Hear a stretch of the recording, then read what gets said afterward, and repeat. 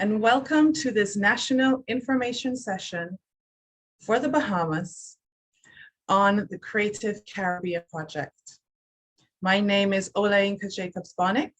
I am the Associate National Project Officer for Culture here at the Unesco Cluster Office for the Caribbean in Kingston and the Creative Caribbean Project Coordinator, and I will be your moderator for today's session.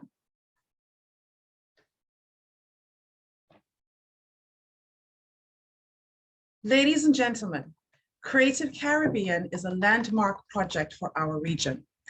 Indeed, it is the first of its kind in terms of its depth, breadth, and scope, as well as the first time our region's creative sector has received such substantial funding for its growth and development. 3 million euros, a significant contribution from the European Union with support from the Organization of African, Caribbean, and Pacific States under the ACP-EU 11th European Development Fund Culture Program. And this funding will be disbursed as grants to eligible applicants over the next 3 years. UNESCO, the CARICOM Secretariat, and the University of the West Indies joined forces to make this dream of a robust and sustainable Caribbean creative sector possible. And we're all very proud to be at the stage as we move to ensure that the cultural and creative industries in 15 Caribbean countries benefit from this much needed initiative. We have a full package organized today, during which we will spend valuable time together, sharing the technical details of each of the grants available so you can gain a better understanding and insight of which grant works for you and how you can benefit. We have lots to unpack, but a little housekeeping before I open the virtual floor. We do have a Q&A segment where we will respond to as many of your questions as we can. We prefer if you raise your hand to ask questions so that we do not miss anyone. But if that's not possible, please put your questions in the chat and we will get to them later in the program. Now it is my distinct pleasure to invite the Secretary General of the Bahamas National Commission for UNESCO, Ms. Diedrich Bevens, to give opening remarks. Thank you, Oleinka. And good morning from the land of sun, sand, and sea. Beautiful Nassau, Bahamas. Although we are known for our tourism product, our archipelago of over 700 islands is also culturally rich. The COVID-19 pandemic brought our cultural industry to a standstill in 2020 when our country went into lockdowns and curfews, as did many countries worldwide. Thankfully, in 2022, the cultural industry is in a period of rebound. Pre-pandemic, creatives and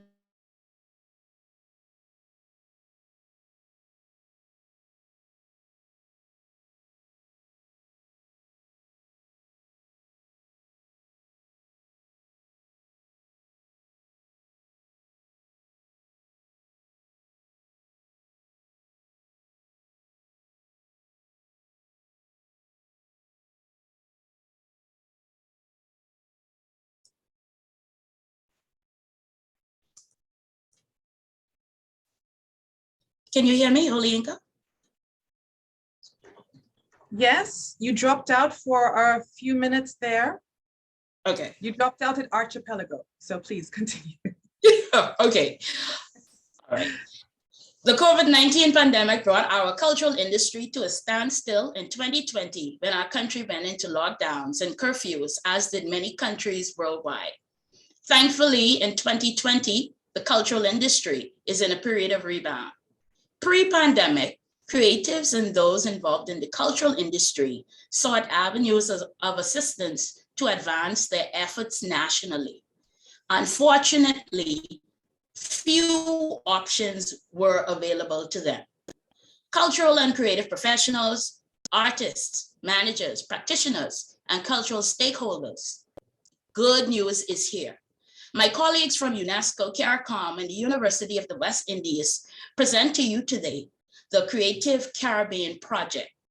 This project, funded by the European Union, and supported by the Organization of ACP States in the amount of 3 million euros, aims to stimulate inclusive, diversified, and sustainable growth of the cultural economy in the 15 Caribbean countries selected for implementation. We are so pleased that the Bahamas was included in that number. Fellow Bahamians, the fact that you have logged on to this information session demonstrates your interest in the funding opportunities provided through Creative Caribbean. On behalf of the Minister with responsibility for UNESCO and the Bahamas, the Honorable Glenys Hannah Martin, I welcome you to this information session, which is graciously hosted by UNESCO, CARICOM, and UWI, and trust that you will take advantage of the opportunities provided. When you benefit, our country benefits, and our culture is further enriched. Thank you, and I turn it back over to Olayinka. Thank you so much, Secretary General, for those inspiring opening remarks. Very much appreciated. I am now going to give you a brief presentation and share some key facts about the Creative Caribbean project. Now, please note that the project did launch on the 8th, in April. We launched the project in April, 21st to be exact. So we are coming towards the end of the first set of calls for proposals, which will be July 8th. So you still have some time. So Creative Caribbean, an ecosystem of play for growth and development. Now, as I mentioned before, this has been made possible by a contribution from the European Union with the support of the Organization of African, Caribbean, and Pacific States under the 11th European Development Fund Culture Program. As you know, the partners are UNESCO, CARICOM, and the University of the West Indies, and this is being made available in 15 Caribbean states, 14 CARICOM countries, and the Dominican Republic. So 40 CARICOM member states and the Dominican Republic. The amount of the grant allocated to our region is 3 million euros. And as I mentioned before, it will be dispersed over a period of 40 months.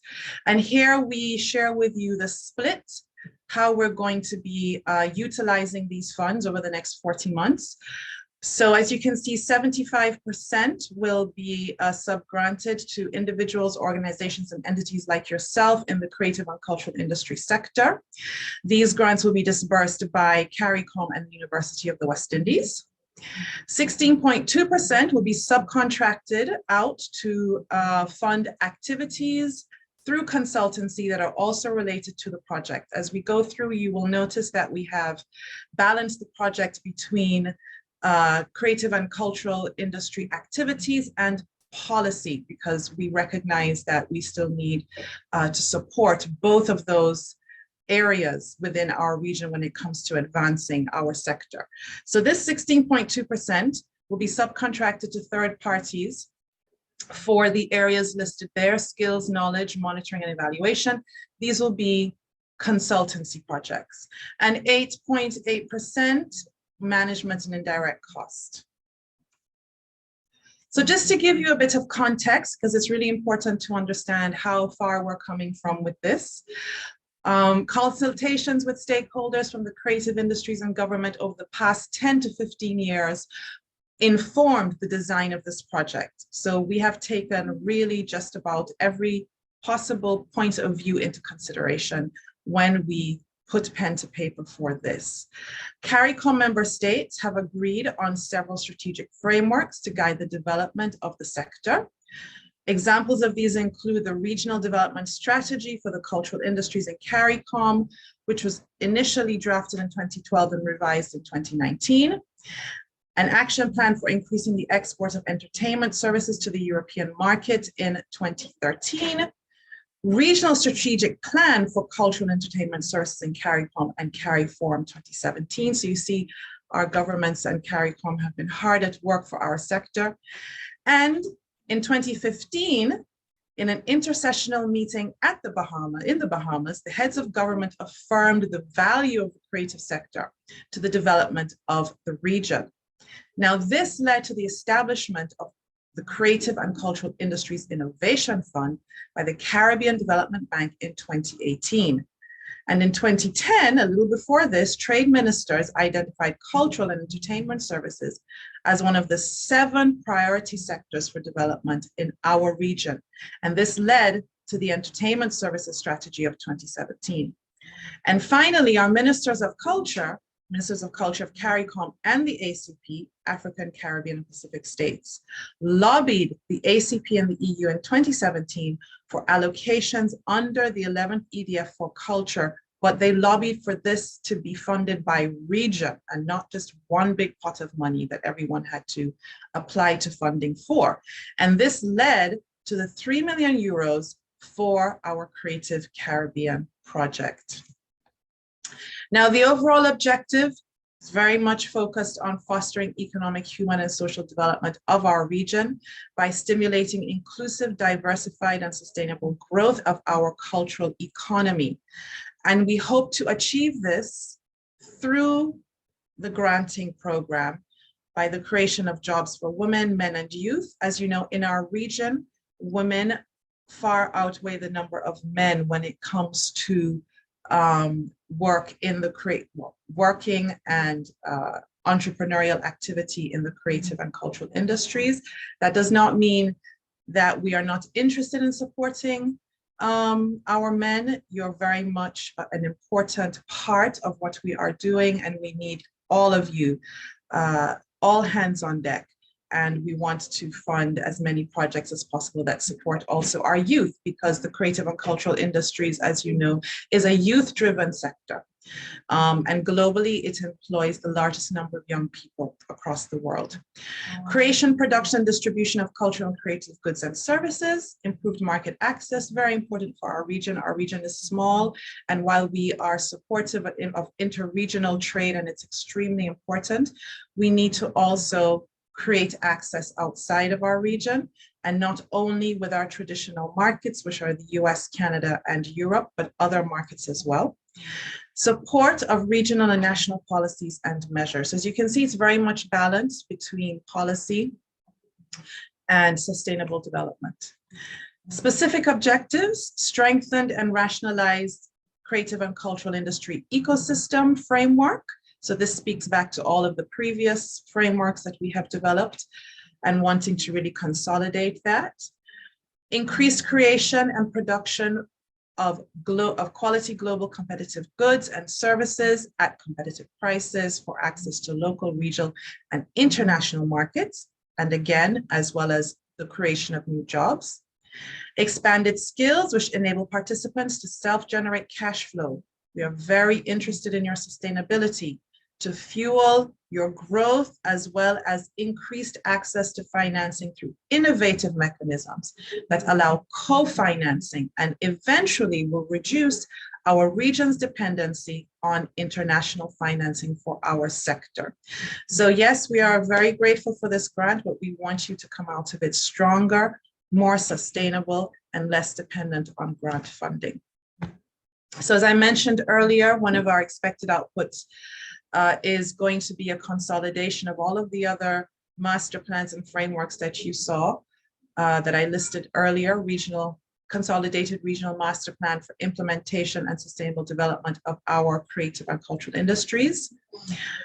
Caribbean Creative Content Hub, established for increased productivity of our creative and cultural industries, improved competitiveness and market access, and a strengthened enabling environment supported by regional policy and legislative structure that has been harmonized through this project. Again, the focus on jobs, but project-based jobs, firm revenue, decent work agenda, very important here, and in-market access for regional creative and cultural industries through enterprise acceleration and entrepreneurial training as a result of this action. So these are all the types of activities that can be funded. Regional integrated approach for funding and accelerating cultural and creative entrepreneurship to enhance socioeconomic development of the creative and cultural industries. and a cooperation strategy and framework developed to sustain our regional industries and planning for those industries through a coalition of Caribbean creative communities. So as you can see, we really thought through as much as we possibly could, looked at all of the gaps, and planned through this project to see how many of those gaps we could fill. Now, play, as I mentioned in the title, is an ecosystem of play for growth and development. I just want to quickly share what that means with you and why we went there. So it references the Caribbean concept of playing mass, which has become a strategy of adaptation in spite of centuries of cultural and economic suppression. And we have used playing mass to navigate social, economic, and environmental forces outside of the region's control. So in this particular project, these play represents the different work packages. So play is planning and research, literacy and capacity building, accelerators and financing, yield and dissemination. So under each one of these headings, we have a number of different activities, which I'm going to share with you now, but I also want to pause here and mention the term ecosystem, which is very important in this project. Yes, we are focused on the creatives and the producers of cultural goods and services, but remember there's an ecosystem that sustains this production, and it could be, an event manager, it could be a physiotherapist who works with the dance community. They are part of that ecosystem. They're also eligible under this grant for funding for projects that would fund the ecosystem and support the development of the region's creative and cultural industries. So here are some of the areas of work under each one of these work packages. So as you can see, consolidate research, data collection and mapping of the Caribbean creative and cultural ecosystem under planning and research. Now, there have been several mapping exercises, but we really just want to consolidate that. And of course, data collection, is something that we struggle with in our region. It is key. It is key because we cannot make policy-led decisions unless they're data-led, adequate ones, and we cannot seek investment without data. So it's extremely important that we consolidate and collect this data so that we can use it in our decision-making overall. Literacy and capacity building, so enabling industry frameworks, product development, content production, and market access. Accelerators and financing, we spoke about innovative financial mechanisms earlier. That's what this is about, and incubation as well as accelerating. So we want to see more support and work in this area. Yield and dissemination. So this is about how we are going to disseminate the information through thematic networking, and of course, project management. So that really is the sum total of what the Creative Caribbean Project is about. And here we have a visual because we are all creative people at the end of the day.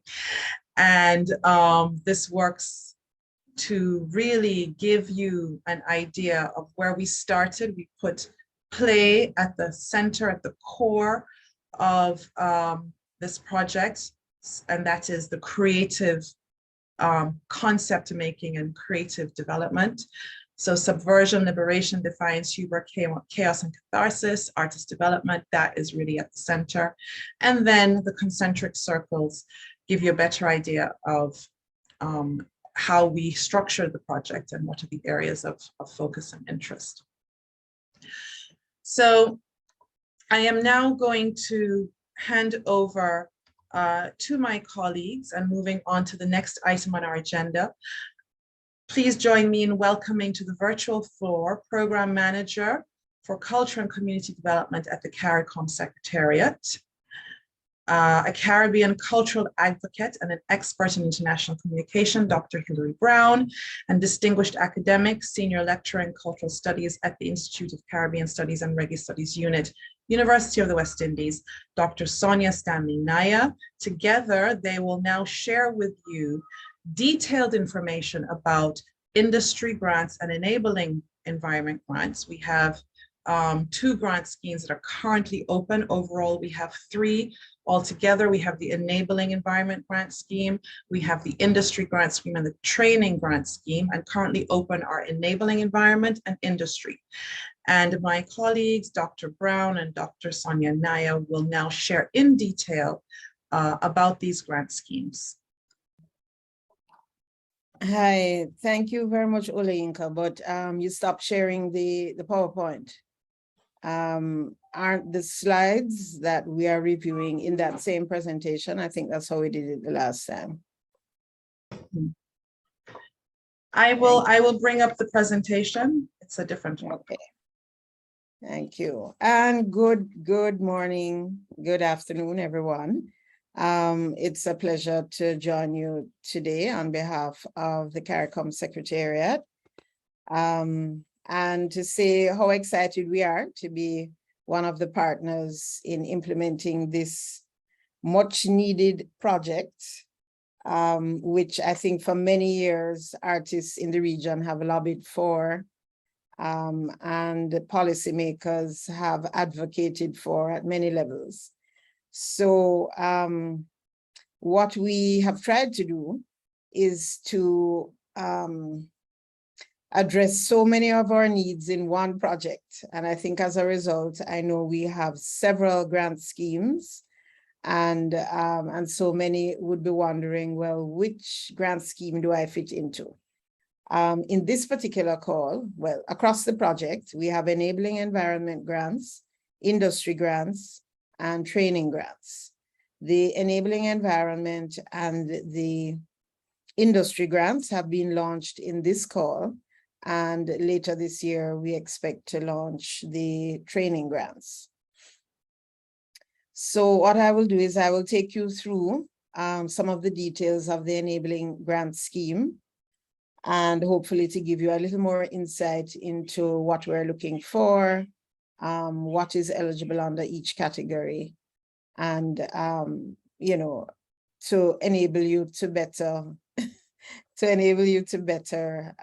target your presentations. So under the Enabling Grant Scheme, we have 4 main categories: visual literacy and performing arts, with up to $47,000 US per grant. We have National Artist Registry grants, also up to $47,000 US per grant. And cultural policy, national implementation plans, legislation, and institutional strengthening. Another category, also up to $47,000 per grant. And then we have creative city subsector accelerators up to $95,000 per grant. And next slide, please. I'll go into a little more detail now on the visual literacy and performing arts. And this grant seeks to enhance institutional support, curricular development, train experts to boost existing activities in schools, such as curricular design and teacher training. A little more on the eligible activities: to develop curricula, training, emerging institution programs, content, support for cinema, theater, and institutions of artistic education, dance schools, writers' residencies, including new communication technologies, on-the-job training, peer learning, and e-learning. And looking at some of the eligible categories of persons and persons who may have been involved in the regional process for some time. I think I saw Nicolette Bethel hailing me there, and would be aware that a performing arts high school is something that has been on the agenda of the region for some time. And so we see this as a step towards maybe building some of that capacity towards achieving that end, because in a region as rich as ours, culturally, we really do need to start to cultivate some of that more talent at secondary level. So eligible categories: secondary, tertiary institutions, local authorities, government agencies, quasi-government, national or regional examining bodies, registered organizations, entities, and individuals, and those with proven track records in CCI projects. And to emphasize that central government, so the ministries of culture directly, would not be able to apply for grants, but quasi-government, so if you have a national cultural foundation, or other executive agency, you could collaborate with that agency to submit a project. Next slide, please. Please give me a minute. It seems to be not moving forward, so I'm going to stop sharing and try and reshare. Please give me a minute. Apologies. Okay, no problem.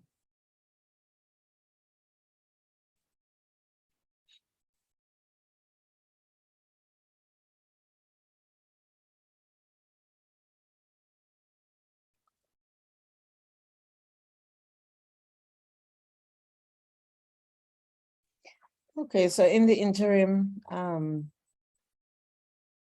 I could probably say a little bit about some of the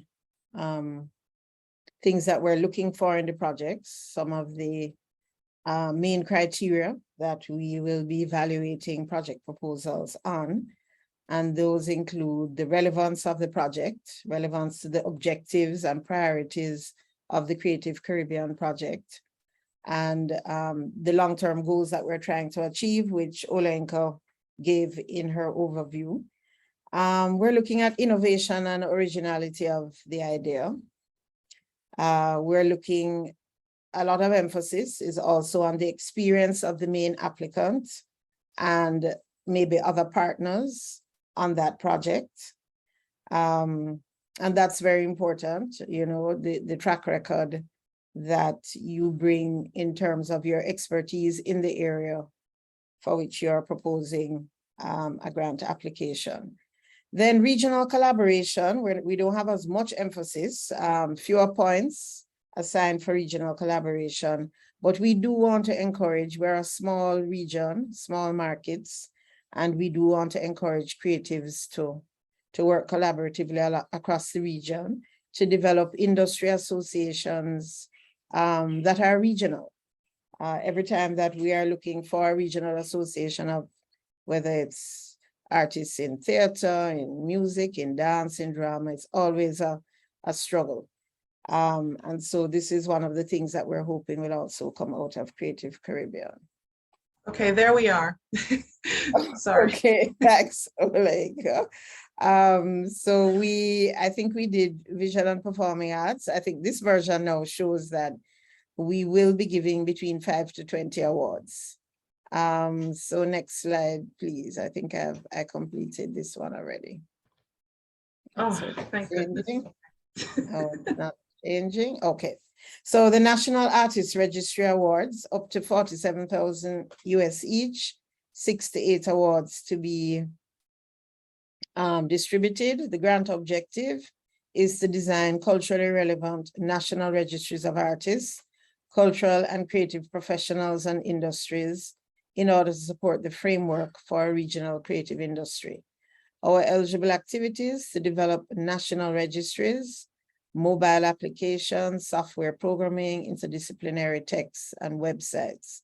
Our emphasis here, you know, over time, we have recognized the importance of having a robust artist registry. It is really the key to ensuring that the sector can receive incentives. Our trade ministries have said they will consider incentives, but there must be an artist registry recognized by government and by the industry.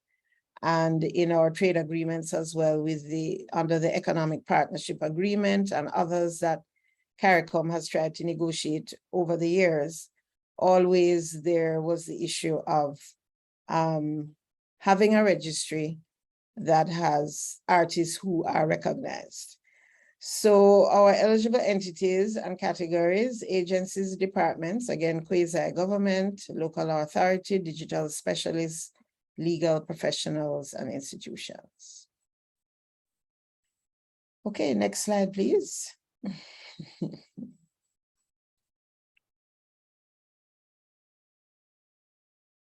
Not moving, okay. Cultural policy, national implementation plans, legislation, and institutional strengthening. Again, we recognize through our enabling environment grants that this is a key part of the ecosystem for all creatives to be able to grow globally competitive industries they need to be supported by an enabling environment. And so this category is also contributes to that objective, where we aim to provide technical assistance to develop and revise national cultural policy, national implementation plans and legislation. Barbados being the only country in the region now that has a Creative Industry Development Act, and we would like all of our countries to have such legislation in place that provides for incentives for the sector. Eligible activities, new and revised policies, implementation plans, institutional strengthening, draft legislation, or creative clusters and hubs in terms of eligible entities, professional associations and guilds, agencies, departments, quasi-government, and other organizations and groups within the sector. And we recognize that this is an activity really of central government. You know, we discovered long after we submitted the project that central government would not be able to apply because of the perception or the position of the EU that there are other envelopes that government can tap into. And although we know that doesn't quite always go as it should, but in order to move this activity forward, it is quasi-government agencies that would have to put forward the proposal. Okay, and I think we're coming to our last category, which is creative city subsector accelerators. And there will fewer awards in this category, 3 to 5 awards, up to $95,000 US. And this grant seeks to facilitate intensive entrepreneurial incubation and acceleration. The accelerator experience should equip grantees with fundamental tools and skills for planning, testing, and developing a product or service that achieves market success. So under this category, we are looking to partner, especially with, there are a number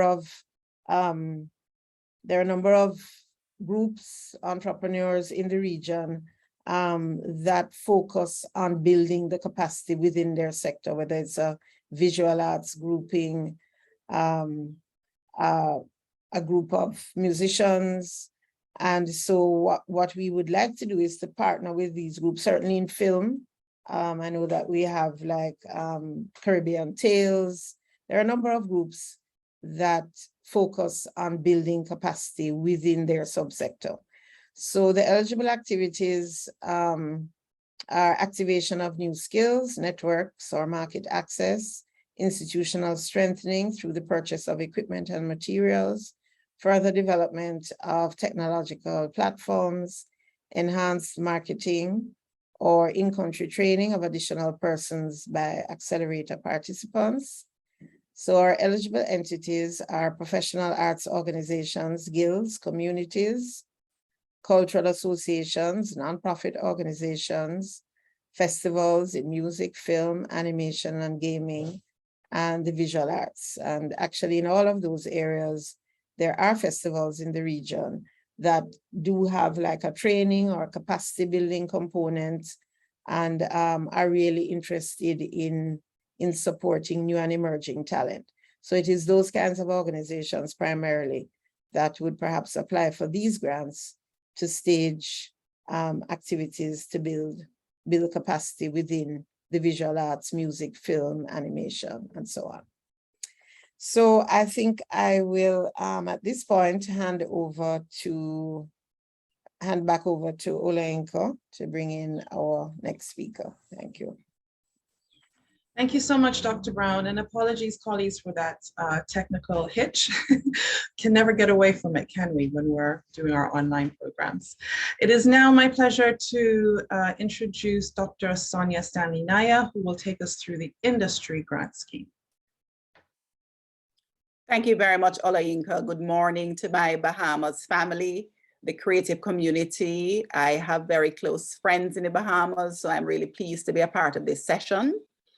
I'm tasked this morning to not only welcome you on behalf of the university's Vice Chancellor, Sir Hilary Beckles, but also on behalf of my own department, which played a really vital role in the development of this project, where we offer programs in cultural and creative industries, music and performance studies, and cultural studies more broadly.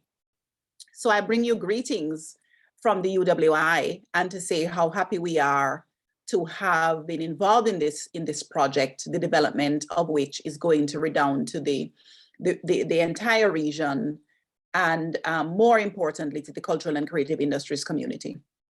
So the industry grants, let me take you through the details here. And I want to remind you all that the launch of this project, and as well the information session that was done just last week, those recordings are on our website. So if you've missed anything, please rest assured that we have made vital information available for you on our website. So the industry grant scheme, there are 7 major categories. And of course, work placements and attachments to regional or international festivals and events, industry institutions, festivals, studio theaters, galleries, etc., all come up for support in the context of this industry grant scheme. We are trying to facilitate the organization of accelerators to develop new and emerging talent, scaling operations and expanding audiences, strengthening festival management, capacity building in data collection, organizing B2B fora within festivals. So there's quite a bit that is covered here. And as I said before, there are 7 major categories in this grant scheme. So festival development, workplace and knowledge transfer up to $179,000 US. Artist mobility up to $17,000 US. Product development and content production up to $29,000 US. Small grants for emerging creative content originators up to $19,000 US, and scaling grants for export-ready creatives up to $29,000 US. You will see in our next slide that we're going to tell you just how many grants are available potentially in each of these schemes. The cultural and creative industries festival development exchange networks and fora up to $35,000 US. Small grants for professional associations up to $19,000 US. And I want to use this opportunity to really, underscore the point that we understand that where the cultural and creative industries are concerned, many of our CCI actors are operating in an informal setting, that, cultural and creative industries work is really about bread and butter work, your everyday. And that where we see this project really impacting not only in the way that my colleague Hilary Brown engaged with the enabling environment grants, but in the context of the industry grant scheme, there are different categories of workers and entities and projects. So some are export ready and some are not. Some are at the level of development, early development. And we recognize in the context of this project, the support for different categories. So if we go to the next slide, you will see that the festival development and marketplace and work placement and knowledge transfer category, there are some 4 to 6 awards possible in the context of that award up to US $179,000. And of course, it's quite sort of visible here for you. The grant aids to develop the festivals and facilitate work placements for creatives, the knowledge transfer referring to sharing or disseminating information, knowledge, and certainly providing inputs to problem solving. So the eligible activities here, festival development and marketplace, as well as work placement and knowledge transfer. To the next slide, the artist mobility and artist residencies. What I want to share with you here, we have up to 8 to 12 awards, for awards up to US $17,000. And the eligible activities here, artist mobility. So if you are wanting to, get support for capacity building in the context of, let's say, an international festival, such as, Notting Hill Carnival or something. Artists wanting to move, whether to participate in that festival, to learn more, to understand the best practices, history and development, to be able to bring that knowledge back to the Caribbean. We know, for example, the Bahamas has its own very popular festivals and groups coming out of the whole Junkanoo experience and cultural practice. So we know there are ways in which many of you, even on this meeting, would want to take advantage of artist mobility. So if we go to the next slide, product development and content production awards up to the $29,000. There are 10 to 20 awards here. So quite a number available. And I know it might have been said before, but let me repeat that this is the first round of calls in the context of the industry and enabling environment grants. There are going to be other calls launched in the context of these grants. And of course, the training grants will come on stream later on this year or early 2023. So the objective here to facilitate development of creative and cultural products, such as festivals and exhibitions. And of course, the eligible activities here very much in line with the objective, product development and content production in the context of the cultural and creative industries. So eligible entities or categories of persons, existing cultural festivals, professional associations, other registered CCI entities. And I want to pause here to emphasize that professional associations, please, if there are none existing in the context of the cultural and creative industries, or there are areas for development, or they might be dormant and need some injection of support, this is where you might also get support in the context of this overall project in the Enabling Environment Grant and also the industry grants. Now, if we go to the next slide, the small grants for professional associations is exactly what I'm talking about. So that professional associations, guilds, and so on, that facilitate the implementation of activities with the cultural and creative industries. This is where you can build capacity within civil society, and eligible activities, small grants for professional associations, and the eligible entities with the existing cultural festival, professional associations, other registered CCI entities. The next slide says small grants for emerging creative content originators. These awards are up to $19,000, and they're up to 10 awards, quite a substantial number here as well. Maybe we will not get all 10 in the first round of this call, perhaps in the second round. But these grants aim to aid emerging content creators in the improvement of quality and reach of content. Content, of course, we're talking about all creative and cultural production of an original nature. And the eligible activities here: product, service development, activation of new skills, networks or market access, development of technological platforms, enhanced marketing. We know, for example, that we're existing in a fully digitized digital environment. So we want to be able to use those networks and capacities in the context of our content development.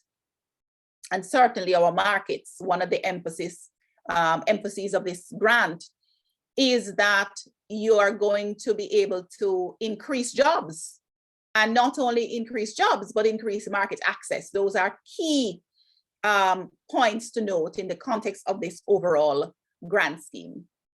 Scaling grants for export-ready creatives is on our next slide, and the awards are up to $29,000. 5 to 8 awards are available.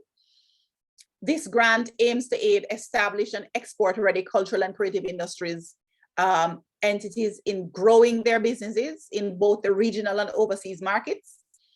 So international market access, those things are critical here. The eligible activities, product or service development, very similar to previous schemes discussed. The activation of new skills, networks, market intelligence or market access, development of technological platforms and enhanced marketing. And I think onto our final slide now, the Cultural and Creative Industries Festival Business Exchange Networks and Fora. Awards are up to $35,000 US. These are sizable awards. 2 to 4 awards are available. This grant aims to aid in growing festival marketplaces and business exchange networks across the region and internationally.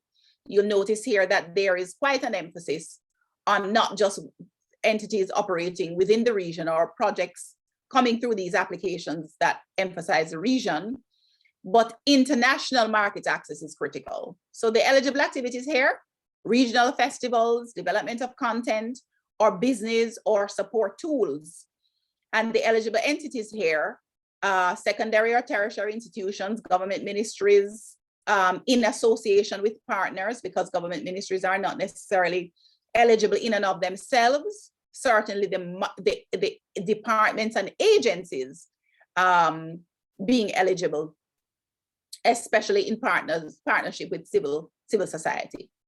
National or regional examining bodies, registered organizations, entities, and individuals, and those with a proven track record in the cultural and creative industries where projects are concerned. And there is, in our eligibility criteria, which will come just shortly, some more detail in relation to that.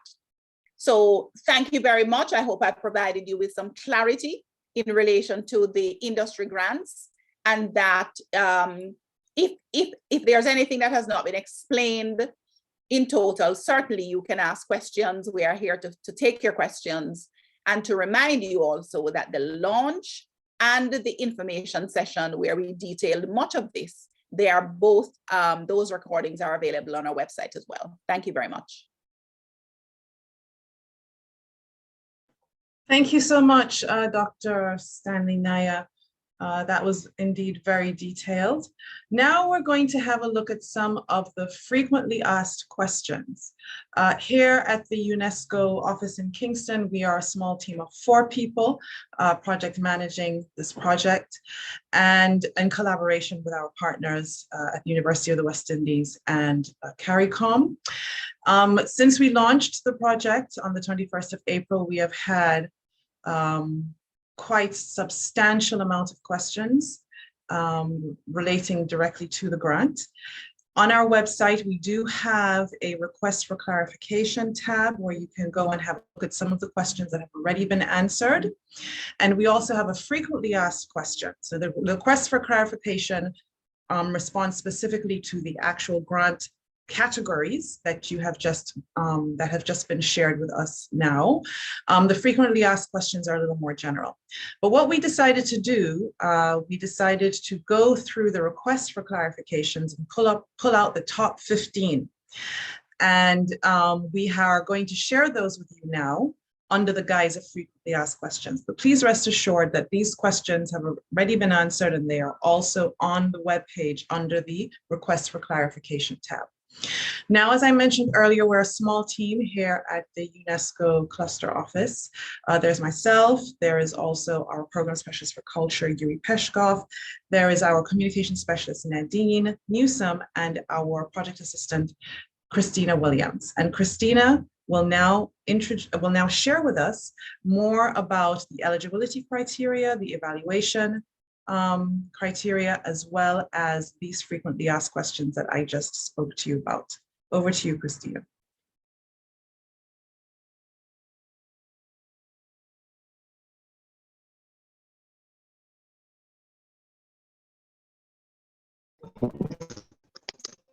Thank you so much, Olenka, as well as good morning, everyone.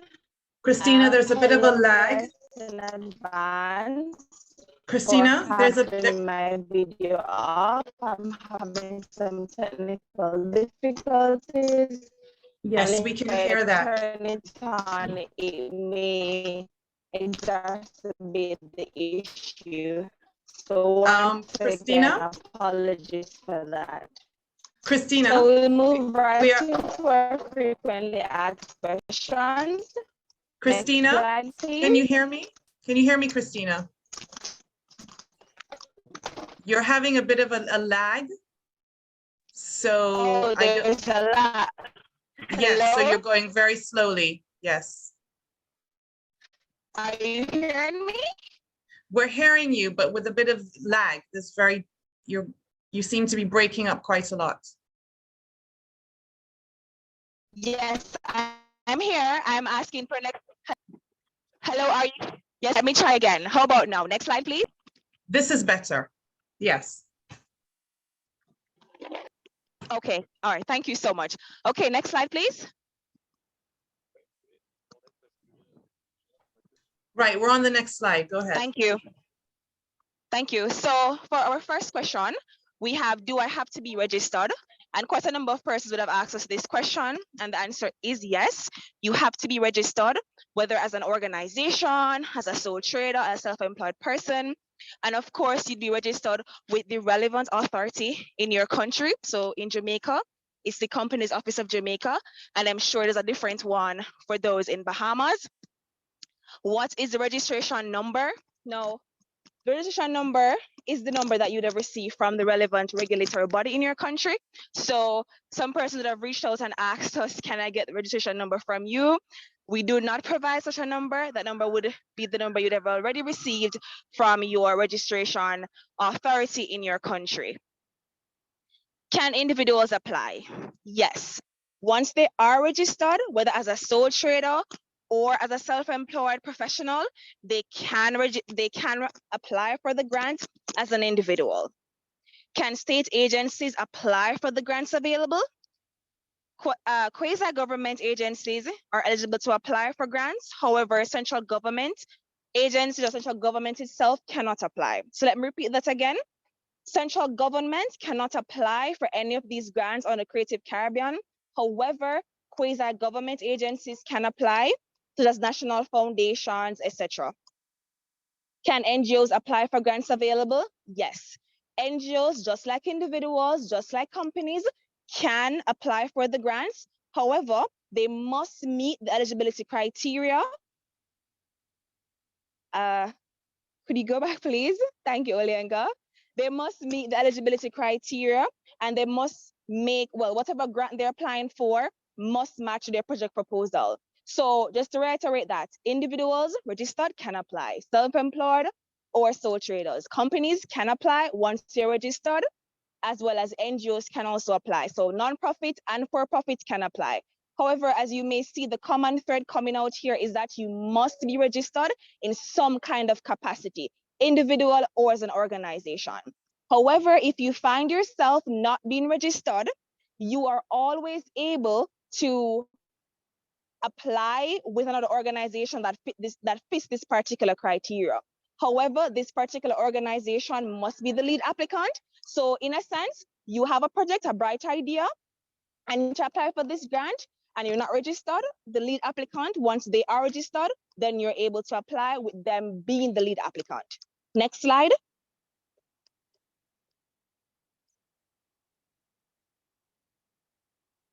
Can I apply to more than one grant scheme? Yes, you certainly can.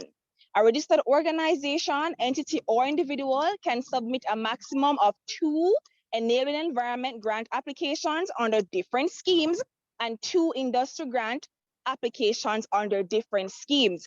In essence, in total, if you are so inclined to do, if you have the resources and the time to do so, you're able to apply for 4 grants. However, it must be 2 different grants under enabling, and it must be 2 different grants under the industry. Can I apply without financial statements? No, you cannot apply without financial statements. However, let me be clear here. The financial statements, if for example, if you are a self-employed person or a sole trader, then you may be able to apply with financial statements that have been verified. However, once you're an organization, a company, high level, we're going to expect audited statements. So let me repeat that.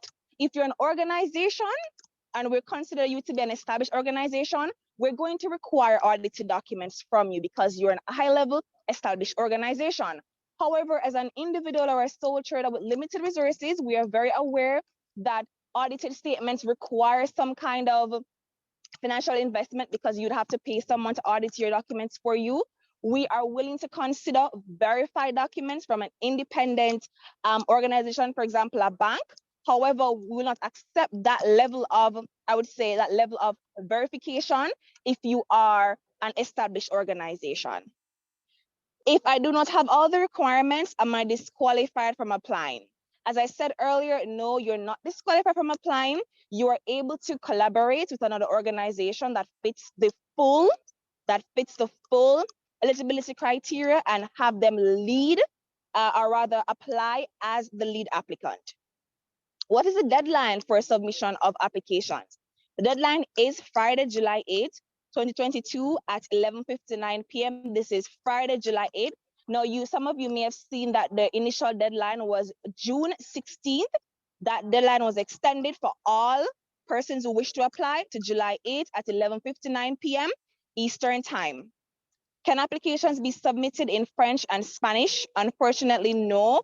All applications at this time must be submitted in English. As Olienka mentioned just now, we have a very small team, and so because of that, we have to accept applications in English. Can I partner with organizations in diaspora international community? Yes, but only if they're involved as co-applicants and the lead applicant is a registered entity or a professional sole trader in one of the 15 Caribbean countries eligible to receive grant funding from this project. So just as before, you can always work with someone international body, but they cannot be the lead applicant. You would have to be the lead applicant once as well. You would have to be the lead applicant, or someone else or some other org would have to be the lead applicant that is registered in one of the 15 Caribbean countries. Is subcontracting allowed? Grants cannot be subcontracted under this project. However, there are some specific activities that will be available for third parties through calls to proposals, as well as consultancy proposals at a later date. So if you are a company that tends to engage with other companies and you'd want to do a project that will subgrant the funds, at this time, that activity is not eligible under the Caribbean Creative Grants. So you cannot apply and have a subgranting component that would be using Creative Caribbean funds. What percentage of the total project would an application have to provide in kind or sweat equity? Now, we recognize that as CCIs within the Caribbean, sometimes our projects are executed not through monetary contributions, but rather through in-kind contributions or sweat equity. And we recognize that at Creative Caribbean. So we're saying to you, yes, you can apply utilizing in-kind contributions or sweat equity, where it is that you'd have at least one project in the cultural and creative sector for at least 50% of the amount of the grant requested. So let me slow down a little bit here. It means that if you're applying for an artist mobility grant that was just mentioned earlier by my colleagues, and you said, okay, I want to apply for this grant, you have to ensure that you would have executed a project within the number of years stipulated, you'd have implemented a project that's worth at least 50% of the grant that you're applying for. And this worth, as I'm mentioning, it can either be monetary contributions or monetary investment, or it can be sweat equity, or it can be in-kind contributions. So either one of these or a combination of these that amount to at least 50% of the grant you're applying for, then you're eligible. So please be mindful of the grant that you're selecting. You have to have proof on hand that you would have either had sweat equity, in-kind contributions, or monetary contributions for at least 50% of the grant you're applying for. Okay, and Christina, just before you move on, I just wanted to qualify this particular criteria here, because I'm sure everyone can see on the screen it says during the last 2 years. And of course, during the last 2 years, we've been in COVID. So we are aware of this, and we are discussing this. We have been discussing it, and we will certainly, if there's any change to this, we will let you know. But for the time being, this is the criteria that we are working with, at least up until July 8th. As I said, if there's any change to this criteria, the specifically last 2 years, then you will be informed. So we are definitely in discussions about that, and we will keep you posted. Thank you so much for explaining that, Olienka. And just to remind you that this doesn't have to be monetary contributions. It can be in-kind contributions or sweat equity. Now, for those of you who are excited about applying for the grants, you may want to know where can you apply for the grant. So it's an online application form, and you're able to access this form on the Creative Caribbean webpage. Now, I would suggest to you, for those of you trying to find the application form, two things. One, there is a sample application form available on the webpage. If you want to go through the application form in full to know exactly what you need to provide, then I would suggest that you do that. So go on, sample application form, whether enabling grant or industry grant, download the form, look at it in its entirety, and then prepare your documents beforehand. Then when it's time for you now to apply and you're ready to put in your information before July 8th, go onto the webpage again, click on the respective grant that you're interested in. And when you click on the name of the grant, it will take you directly to the webpage. It's a Google form. Well, not a webpage, a Google form. It will take you to the Google form. When you go onto the Google form, you may then put in all the information that you'd have prepared beforehand using the sample form. I know you may already been asking, well, can I save and resume? Unfortunately, you cannot do that at this time. However, what you can do is if you submit before July 8th and you wish to edit, then you're free to do so. But you will not have the opportunity to save and resume or any of that. Where can I find all things related to the grant calls? I think I've suggested it just now. All of the information is available on our webpage. All information that you may desire is on our webpage. Next.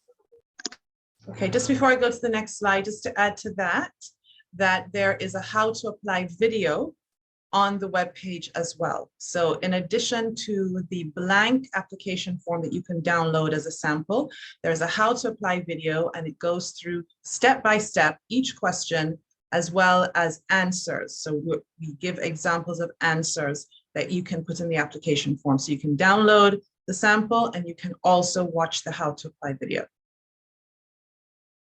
Thank you so much, Alienko. Next slide.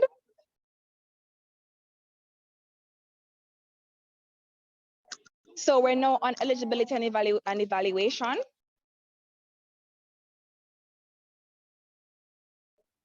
So we'd have mentioned some of these just now in terms of registration that you would have need to be established, whether as a company or whether as a company or as a sole trader, at least 3 years from the date of application in one of the 15 Caribbean countries that are eligible. You must have also directly implemented for at least directly implemented one project in the cultural and creative sector for at least 50% of the amount of the grant that you're applying for. We just explained that. And you must have been directly responsible for the preparation and management of the that are being funded. So that is very important in terms of eligibility. Then for selection criteria and weighting. So we're looking at a number of criteria in order to assess your application. First, your must be relevant to the objectives that we have stipulated. So it's very important for you to go onto the webpage and to read the grant call in its entirety to know exactly what would we want to accomplish with this particular grant. We'll just explain it just now, but just for, I would say, refresh your memory, it would be good for you to go on and to read it. Innovation and originality, 10 points. I'm sure all of us here are innovative and original in our own ways, and that will be good for us. Have experience. Now, when you go onto the webpage, you'll know that we're going to organization profile as well as resume partners to see your grant or any kind of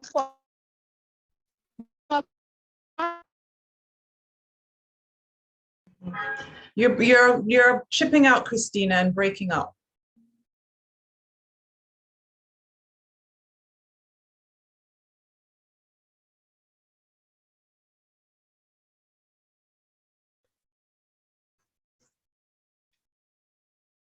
Okay, I think we may have lost her. So whilst waiting for her to come back, yes, we can go through the selection criteria and weighting. She mentioned the relevance of the project, 40 points, innovation and originality, 10 points, experience of the main applicant and partners, 20 points.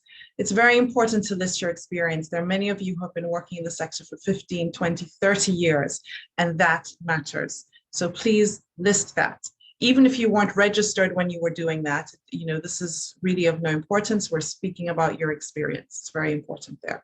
Regional collaboration, as we mentioned before, there are many ways that you can collaborate, and this is definitely something that we are looking for. You don't have to collaborate with external entities. You can collaborate within your own country and within the region. And we can also have collaboration in many different ways within your own organization. So regional collaboration is something that we are very interested in addition to other forms of collaboration.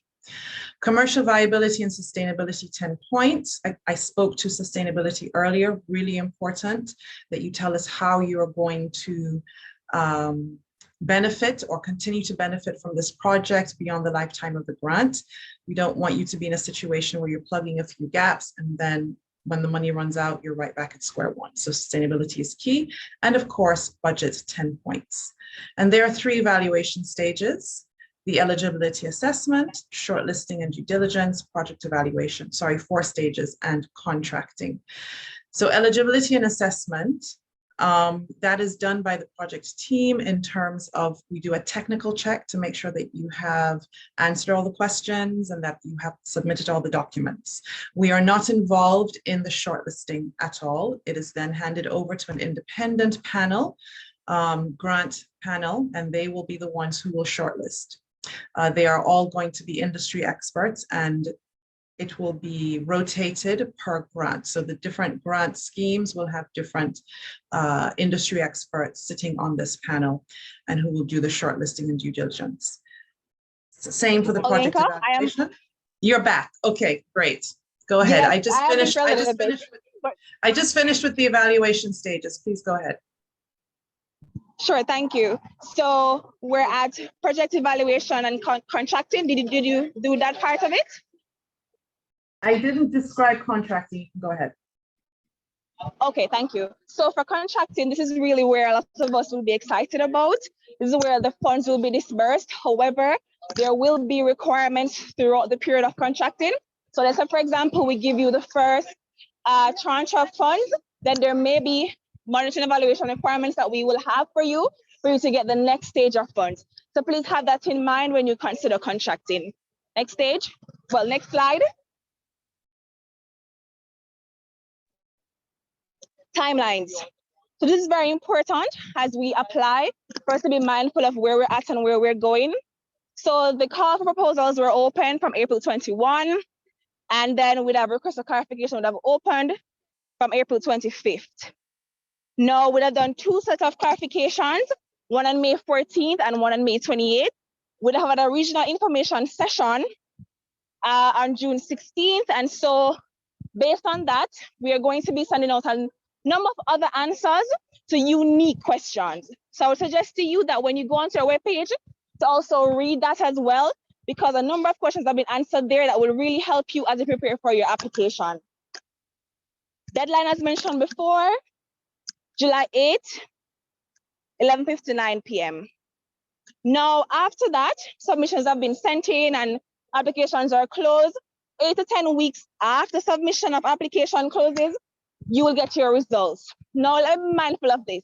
When we say results, we mean the final results. However, for those of you who have been shortlisted or not, you will be informed before this.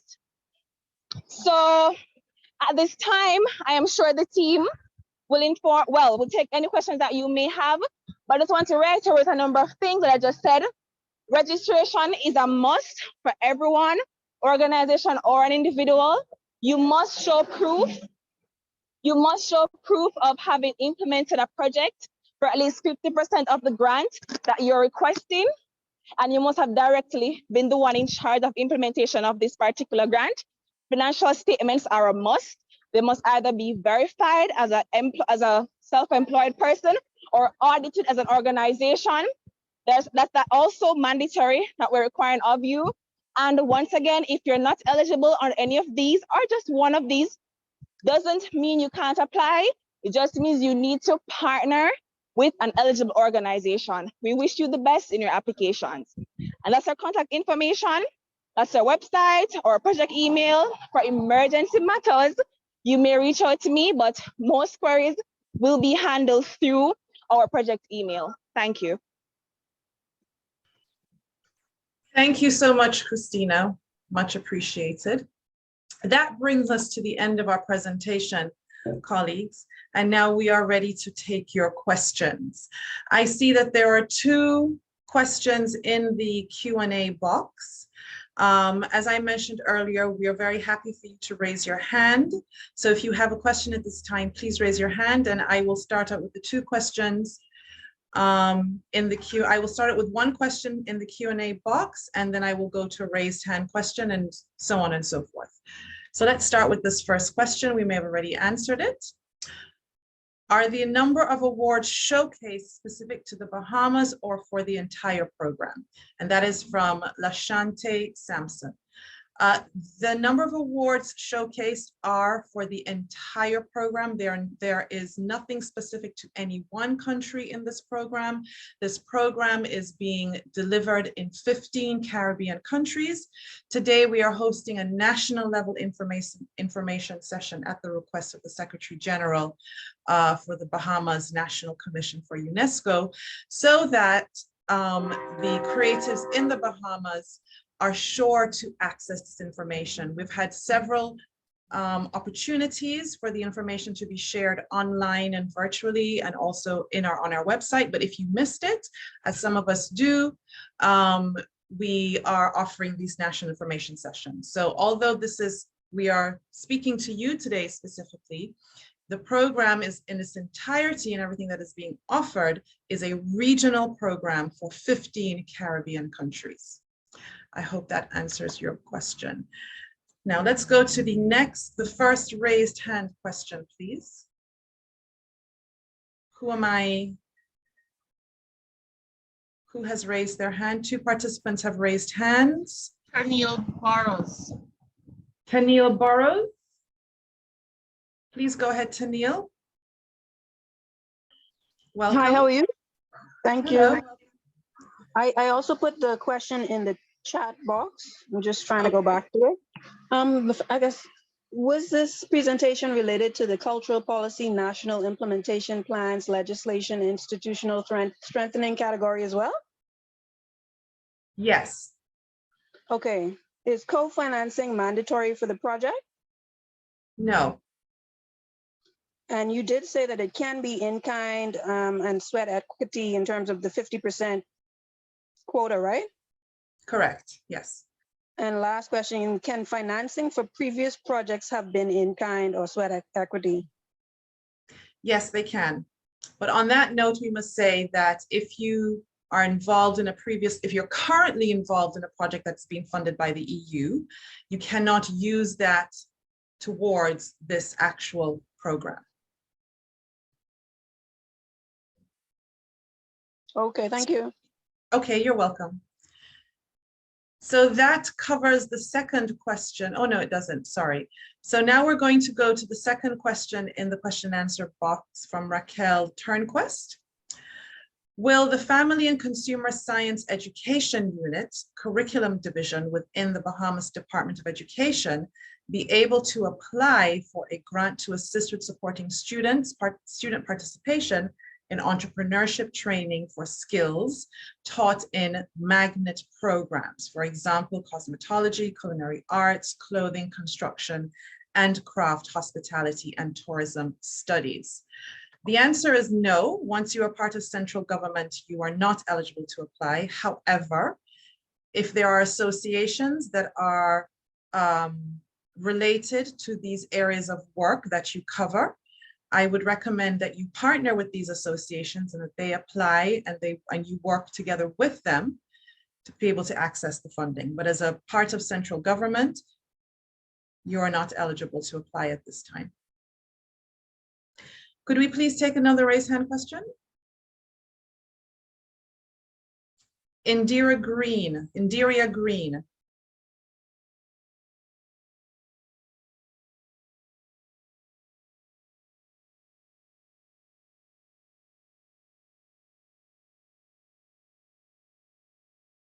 Or was there someone before Indiria? Natalie, I'm depending on you to guide me. There wasn't. She Okay. lowered her hand. She lowered her hand. Okay. Yeah. Are there any other hands at the moment? No, we cannot hear you, Indiria. Would you like to put your question in the Q&A and we can pick it up from there?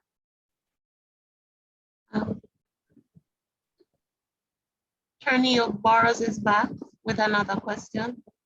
Okay, please go ahead, Neil. Yeah, I think someone had asked in the chat if this recording will be made available to us. Yes, all recordings are available on the webpage. Would you have our emails based on the registration, or do we have to submit them now? No. You can go to the webpage to access this recording once it has been placed there. Thank you. Okay. Okay, I see there are 2 more questions in the Q&A. Let me check. Right, I see a question from Tabatha Ritchie. Do filmmakers need to partner with an eligible organization to qualify for a grant? So filmmakers do not need to apply to partner with an eligible organization. You can apply on your own. However, let me say at this juncture that we cannot fund film production or sporting activities.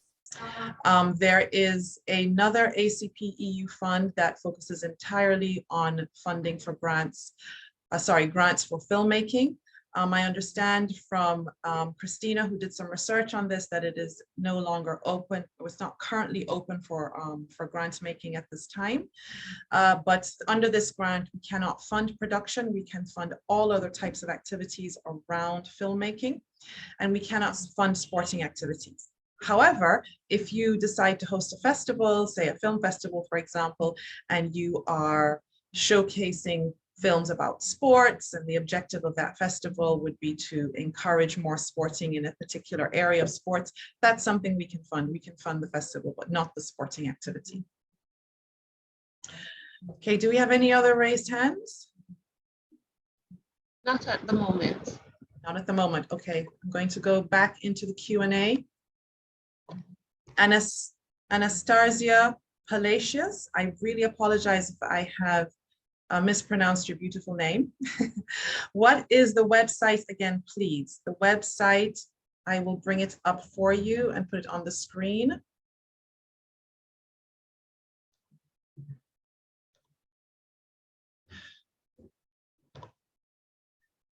Can you see that? Is that visible? Maybe not. Let me share my screen. A minute.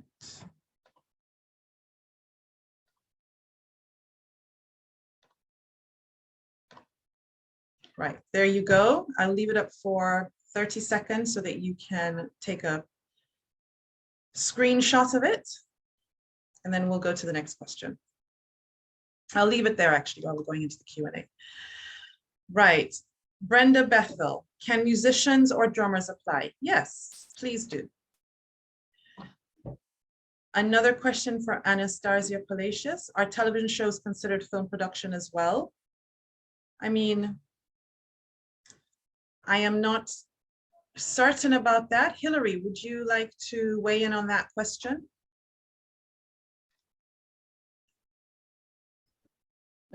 Sure.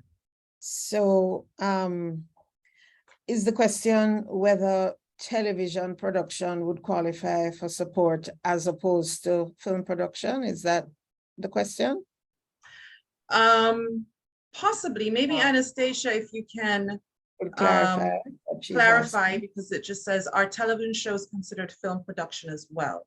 So Anastasia's hand is raised. Please go ahead. Mm-hmm.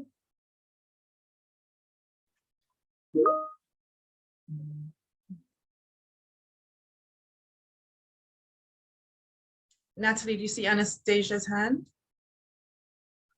Yes. Okay. Anastasia, go ahead, please. You're not sure how to get you to hear me. Oh. I don't see an option. Yeah, she doesn't have the option to speak. The microphone probably wasn't. Yeah, she's unmuted, but she doesn't have the option to speak. when she logged in, there was no mic associated with her login. I Oh, see. is she joining with her phone? Sometimes with your phone, you don't get all of the options. Okay, so, well, let me say then that that film and television production, from a production point of view, would be subject to the same rules. So film and TV production would have to be funded from that other ACP envelope, which unfortunately we're hearing is no longer accepting applications. It was open for about the last 2 to 3 years. That fund was launched before Creative Caribbean. So it means then that, as Olenka pointed out, we could support a film festival, we could support subtitling of films or television productions. We could support training or capacity building in film or in television, but we would not be able to fund a production per se. So yes, the same rules apply to TV as to film. Thank you so much, Hilary. Okay, and I saw Anastasia trying to raise her hand again. Is she still muted? She's still unable to speak. Yeah, she's still unable to speak. Okay, right, I'm gonna go to some more questions in the Q&A. Indiria Green, hello, I wanted to know, does the grant cover funding for marketing for film projects, for content projects that are almost completed? Yes, it does cover funding. This is, of course, under the Content Originator Grant. Tabitha Ritchie, so to clarify, filmmakers can apply for grants regarding distribution of films as long as it doesn't cover production. We are able to give consideration. Does the grant cover conferences or training workshops for creatives? Yes, it does. Does the grant cover online certificate courses for creatives to enhance their technical skills? It can. It would have to be within the context of a project. Let me say that most of these questions are relevant. In other words, the ideas are relevant for funding, but they have to be within the context of a project. Of course, artist mobility, for example, doesn't necessarily have to be within the contents of a project. So say, for example, if your course, which in this case is online, if you wanted to travel to a specific location to do this course, that would be covered under artist mobility.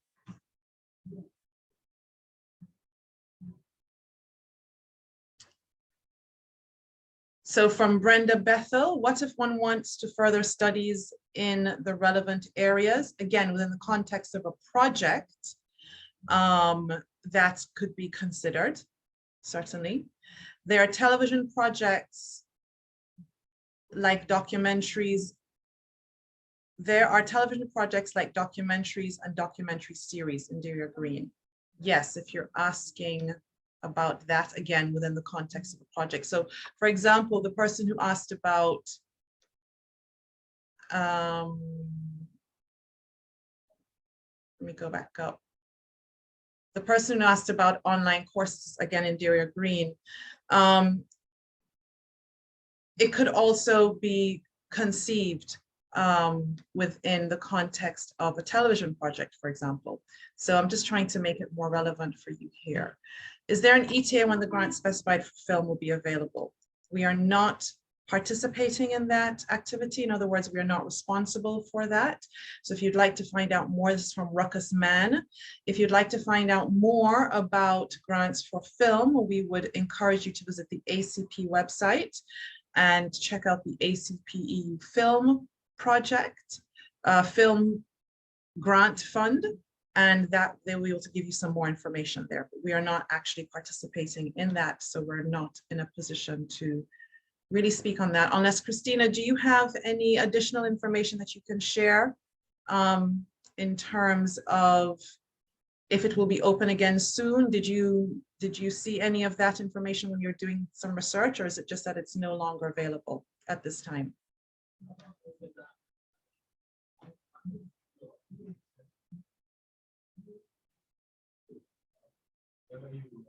Okay, when she's able to join us. Go ahead, Christina. Yes, I was saying, unfortunately, it's not available at this time. However, there will be another set of grants that are going to be reopened. So I would have said in the chat, 2 organizations. These are the 2 organizations that are in charge of giving out the grants. So please visit those 2 organizations' websites to know when they will announce the other set of calls. Could you please tell us the names of the organizations in case we haven't read the chat? Okay, give me a second, please. It's French, so I need to read it. Please give me a second.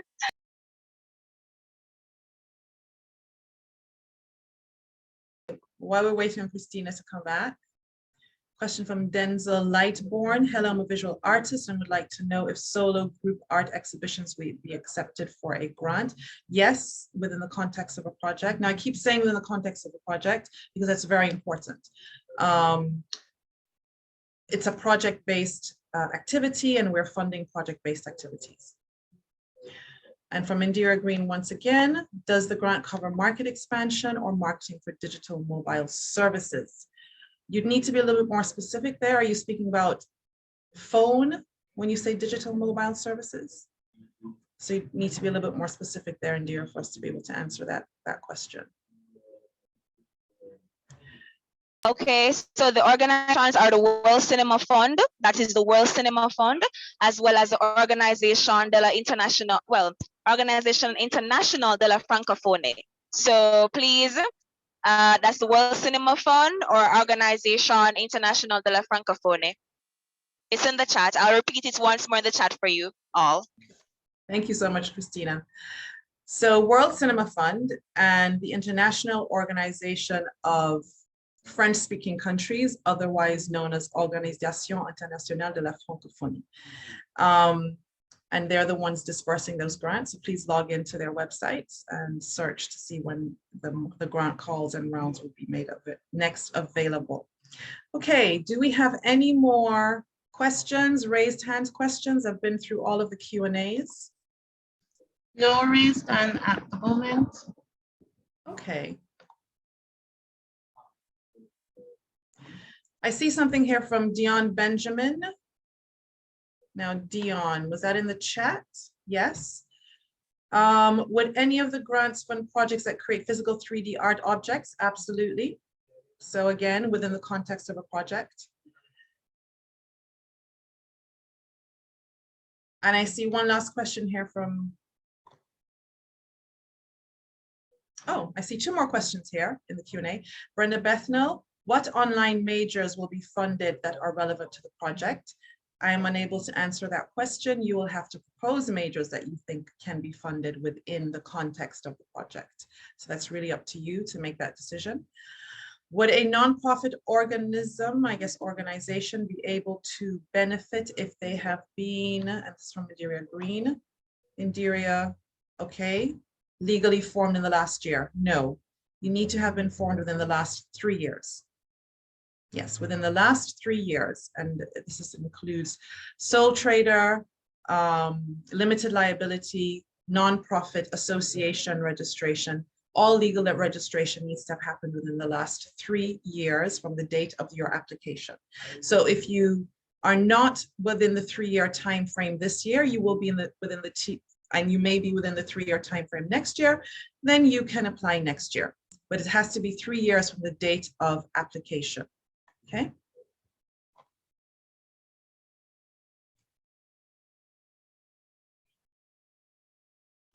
Right, again from Indira, the digital mobile application for creative content is a specific question. Would a project surrounding that be covered?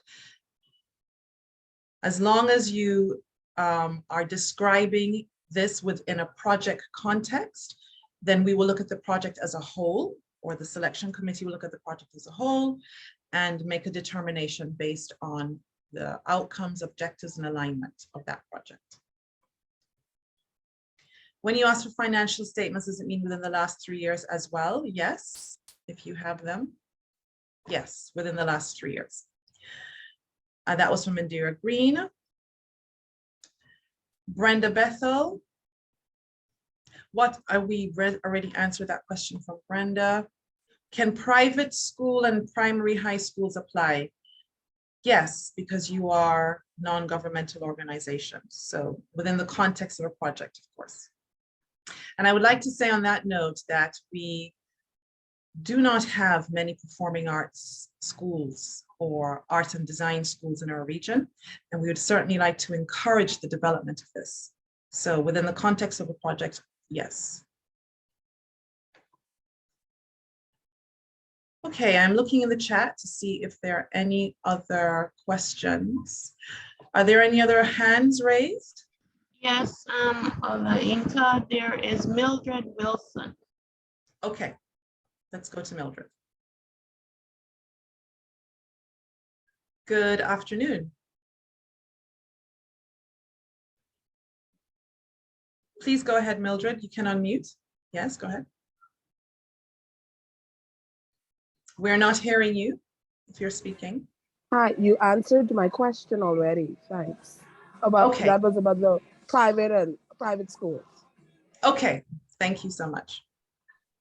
You're welcome. Any other raised hands? No, not at the moment. Okay.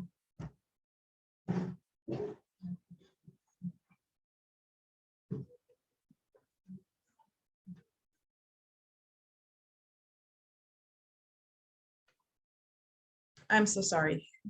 If there are no other questions or comments, I would like to bring our meeting to a close. So I will give you 30 seconds to think about if you have any further questions.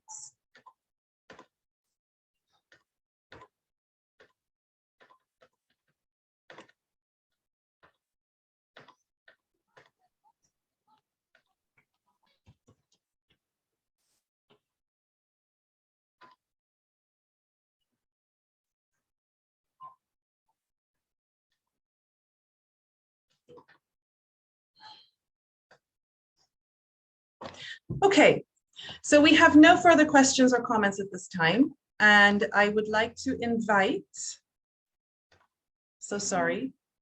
I would like to invite Program Specialist for Culture here at the Unesco Cluster Office for the Caribbean, Yuri Peshkov, to give closing remarks. Yuri, over to you. Thank you. Thank you very much, Inca. Let me just.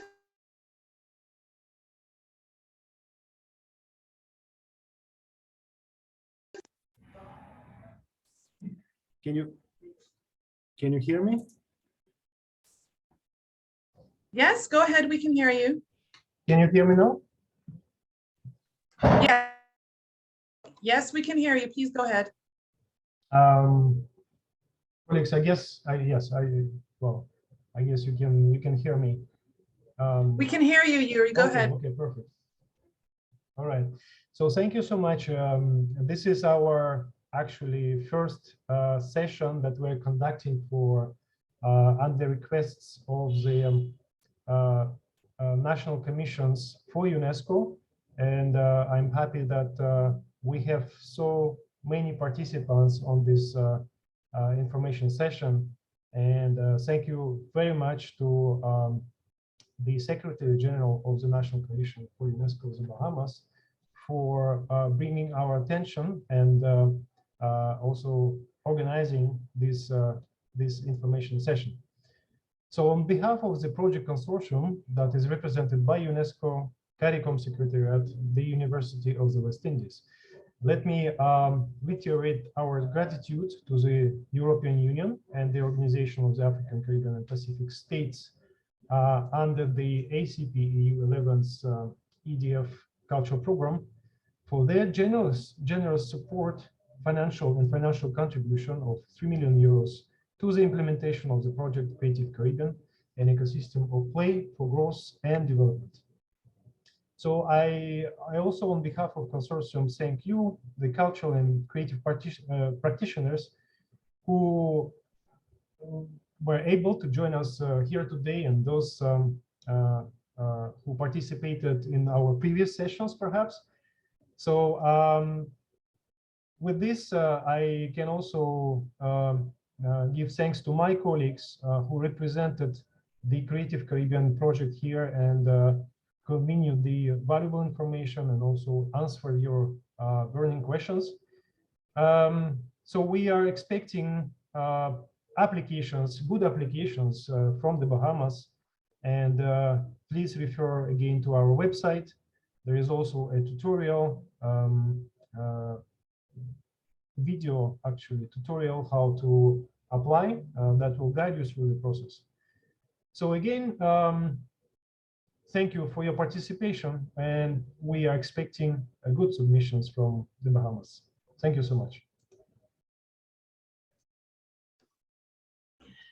Thank you so much, Yuri. Secretary General, would you like to also make closing remarks?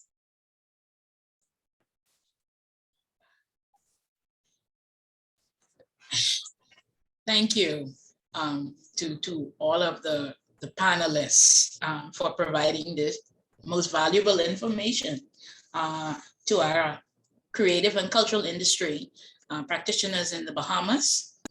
I hope that indeed you do see a number of applications from the Bahamas, because the support is very much needed for the cultural and creative industry in the Bahamas. So I add with Yuri in expressing thanks to the European Union for funding that has been provided for this project, and also the University of the West Indies and CARICOM, who are helping in the facilitation of this project. So Bahamians, please take advantage of the opportunity that is provided. And if you have any questions or need further clarification, please visit the Creative Caribbean website, and also the email that was provided. If you have questions, you can ask, and failing all else, the National Commission is here that can help you to reach out. So thank you once again. Thank you so much, Secretary General. Thank you, colleagues, for your time, for spending this 2 hours with us today. We are very much looking forward to receiving your applications, and we look forward to serving you and to building a stronger and greater Creative Caribbean together. Thank you, and have a great afternoon. Bye. Bye. Bye-bye.